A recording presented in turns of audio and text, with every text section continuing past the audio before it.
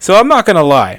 Over in this channel, I've refused to talk about Impact Wrestling, or now recently they've rebranded back over to originally TNA Wrestling. Because when you have a decade, or when you have decades of history around you, it gets a bit difficult to try to take the name so you can feel like you're trying to transcend to a different person and give yourself a different ideal. This goes around many brands, around corporations, companies, entertainment, hell, even your own life.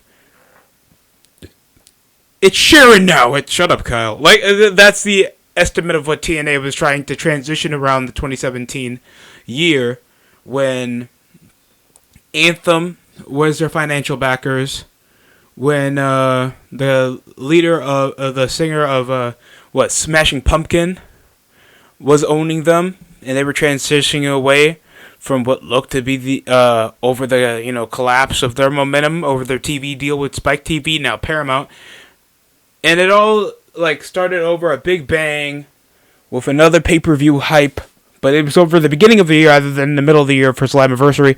One of their bigger pay-per-views, Hard to Kill, was around last weekend on Saturday. I got to watch the pay-per-view on Sunday, and I'm not gonna lie, it was an exceptional show. Wrestling wasn't that bad. They stayed over a fever pitch. They were doing some good vignettes to hype up majority of the matches. Nothing felt random. Everything had a built purpose over on the show. Had some decent debuts in the matches. Most of them were pretty good. And over the introduction of that, I probably got some critiques. And that's the point of a review, to have critiques. Or else you'll be just glazing all over the place like a slut. But I'm not verified, so I don't even have to worry about it. So, yeah, I think we opened it over. We did have a kickoff match, but I didn't get to watch that. I'm just here for the full show. So we opened up with Ultimate X for the Knockouts division. Whoever wins gets the Ultimate X for a number one contender shot on the Knockouts title. And it was won by... Yeah, I think it was one. Yeah, it was won by, I think... Yeah, it was Giselle Shaw that came over in the last minute over the tightrope. There was forceful high spots they were forcing themselves to do. Judy Threat had some high spots. By the way, it was the debut of Zia Brookside. I think she's a British female wrestler. I think there was some sentons. There, of course, a suplex off a top tree spot. It was a decent match, but low key, I think it'd be better if the tag team title match, the 4-way dance, was an Ultimate X match. You had a bunch of high-flying, work rate, cruiserweight dudes that could exceptionally do more exciting spots, and the match didn't really pick up until the second half for the 4-way dance for the tag titles. All the belts look different. I'm going to give it that. I think they're not my particular silhouette. It's good to see the old logo on the belts, though. All of them look significantly unique, but also was inspired by the original silhouettes of the Impact Wrestling belt, so that wasn't that much of a difference. Also, Crazy Steve beat Tommy Dreamer for the Digital Media Championship. By the way, they still have the Feast of Fire concept. PCO won off DQ off Dirty Dango after Alpha Bravo came in. I'm shocked Bravo still got a job. Dirty Dango's thing was saying, I hate professional wrestling. Now he just says, I hate TNA wrestling to get the cheap heat. As he did after, he was shaming wrestling fans for being unathletic nerds that are less attractive. So practically majority of YouTube reviewers out there. And then it just transitioned into Vladimir Kozlov that somehow has a contract with Impact. He looks better. He looks way better than he did years ago. But he was stiff into the ring, and he didn't really do much except have an interaction with Rhino. Yes, Rhino even made it his appearance. Unnecessarily enough. I guess Heath Slater's not there anymore. Jake something pulled up. A guy looks like a star. He's built like a star, but that name got to change. But I guess the fans are chanting his name, so at least I guess he got some over. He's somewhat over. He had the coolest spot. A flying double clothesline over in the middle of the ring. They were building over to the gore over on Alpha Bravo. Dirty Dangle sold it. and everybody was taking finishers. PCO got the PCO assault to pick up the win.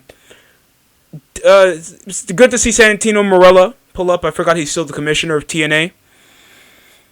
And, it was a DQ finish and they transitioned to well with a feel-good 6-man tag. But I feel like a TNA is going to drag it just to get something going, though, because I know they pre-taped their shows. It wasn't even that long ago they already leaked over a match between one of the Rascals and Trey Miguel facing off against Nick Nemeth or Dolph Ziggler. Yeah, it's Dolph Ziggler. Dolph Ziggler signed with Impact. I was actually predicting that, by the way. So, good for Dolph Ziggler. He's actually going to get pushed, legitimately, without being followed over in the back burner on Ring of Honor.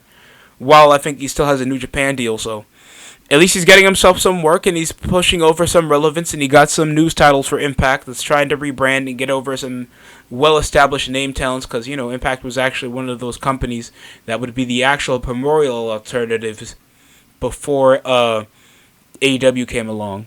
That AEW thinks that every company's out of business unless your your financial backer was a billionaire.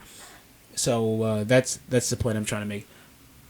They also, over in the middle of the show after the match, I think with the Knockouts tag titles that they introduced recently during the pay-per-view, showed that TNA is going to have a crossover with AAA Wrestling. That's why Vikingo came along for the AAA, the X Division triple threat match. Also, the Decay returned instead of whatever the hell their name was last time. The Killer Dolls or something? Rosemary and Havoc facing off against MK Ultra. Oddly sexual tensions with this MK Ultra group, even though they have like a fighting video game name, but they seem to be like physical women. I don't know why they were doing poses, like doing sexual tension, until Havoc and Rosemary were just overpowering them.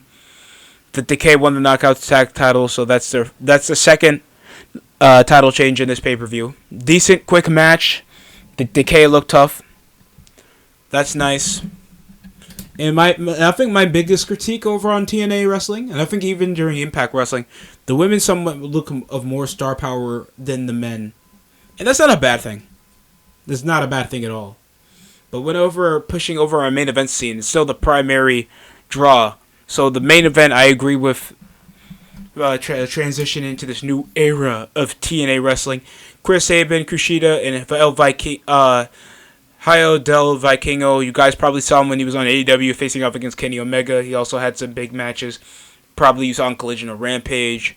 That's how I saw him. The guy was insane. My man doing 450 Hurricane Ranas. I got to see this with my little brother because he's seen TNA before. Like around the time Kurt Angle debuted. And he came back when Jeff Hardy returned back to TNA around like 2010, so he's familiar with the product. So we saw it. He was very impressed off the match. Sabin was more concerned trying to push over the submission game. Vikingo was an outstanding highlight reel. Sabin pulled it off over in the last second. Kushida came late over in the pin. It was a good match. Very fast pace. Then Josh Alexander beat Hammerstone in an outstanding match. This was, by the way, a debut for Alex Hammerstone. If you haven't heard from him from MLW, guy looks like an absolute beefcake. And very technical. My man came around doing a tope. Outstanding dropkick for a dude his size. Massive clothesline. Nightmare Pendulum looks better than the frickin' End of Days. I'm joking. The End of Days is okay. But it was obviously inspired. It's like a suplex, and then it turns into some type of fall away slam. Clean finish with the double pile driver. Not having Hammerstone tap out. Clean way to go about it. Still making him a tougher opponent. Hammerstone using all they got. One of the better matches on the show. Then they have ABC versus Rascals versus Grizzled Young Veterans. The British dudes from NXT that were asking for their release. And Mike Bailey, Laredo Kid, instead of Trent Seven, that was supposed to be his tag team partner. High spot. There was a bunch of breakout and pins, four-way, multi-man tag matches that are used in our traditional format suck ass. I'm not going to lie. They suck. especially when you start over the match with just 2 men. Just make it a tornado 4-way tag. Everybody pushes over their high spot. You can control the pace any way you see fit.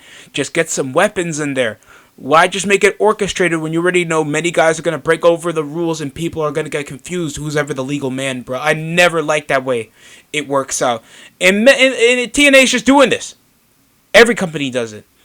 And I understand they want to orchestrate a bit of like this is somewhat orderly fashion, but the wrestlers will get out of the way to break it up, and this goes over for every company. This has been happening for years. Just make it a multi-man, specific, special spectacle match.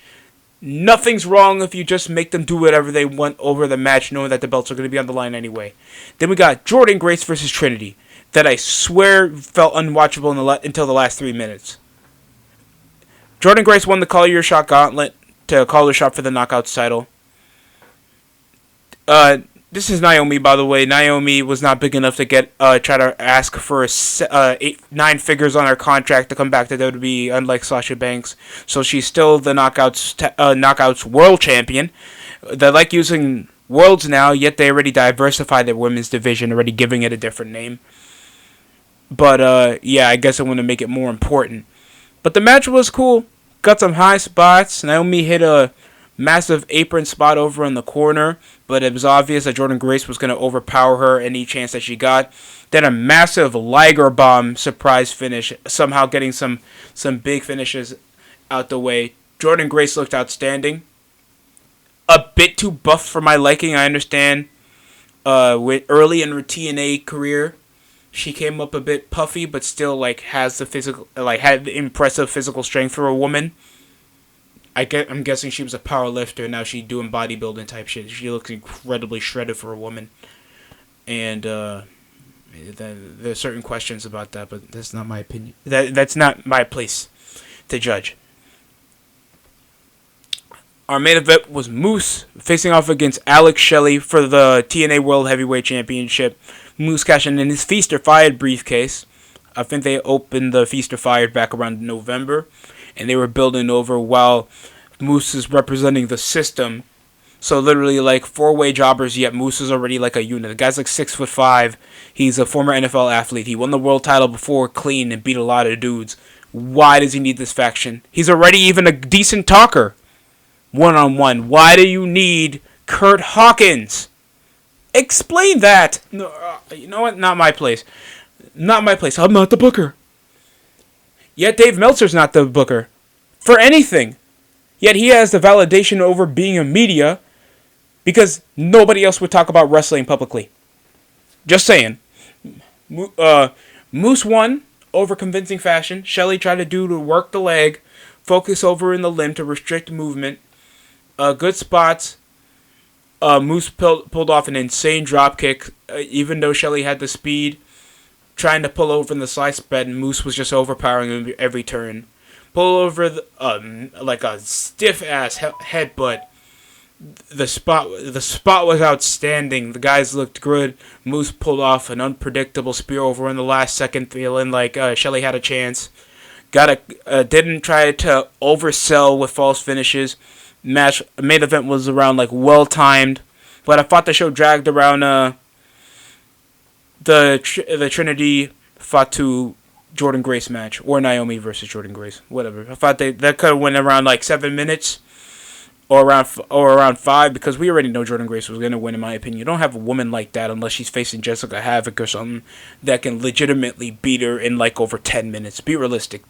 And I think that goes for a lot of wrestling shows. They need to be a bit more realistic with the way their presence is shown, unless the wrestler's over. So that's just my thing on how the show was booked. I'm not gonna lie, low-key I give it a 7.5 out of 10. Not a bad show. Good way to start over. They're gonna be still on Access airing unless you have the Fight Network, that I think not a lot of people would use it unless they use alternative means that I think majority of fans are gonna do. Why I think the ratings are so low. But yeah, Hard to Kill was good. I'd recommend you to watch it if you want to get back over to TNA, see the wrestlers, because Eric Young opened over the show, sounding like it was NXT TakeOver with the beard. He was bald. He had everybody present while hyping over in the crowd, while having a vignette pull up like Triple H does when the TakeOver was big. Had the presence felt, introduction. It looked like it was over in a ballroom, but the presentation, it was cool.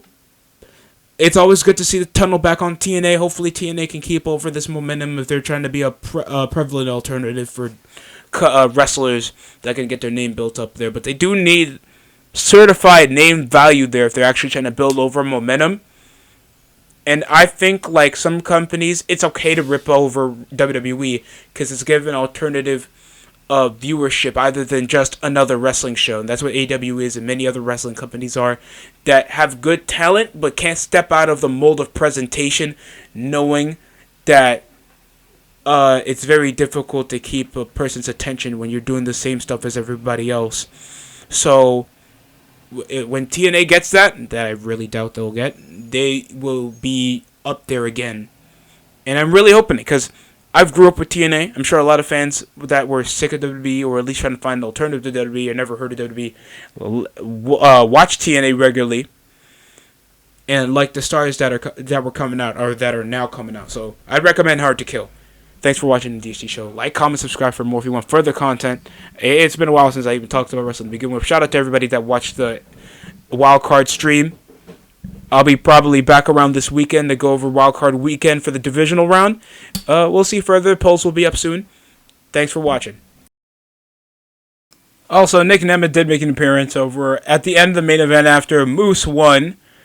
And Moose obviously is the heel coming into the main event match with Alex Shelley. Ended up off a surprise attack, took a super kick, while being the hottest free agent, ripping off his shirt, calling for TNA, saying that he's exclusively signed with TNA. So, cool, surprising end to the show. Probably fell in short with time, so rushed the ending review. Hopefully you guys enjoyed it. That's it for me. Enjoy the rest of your night.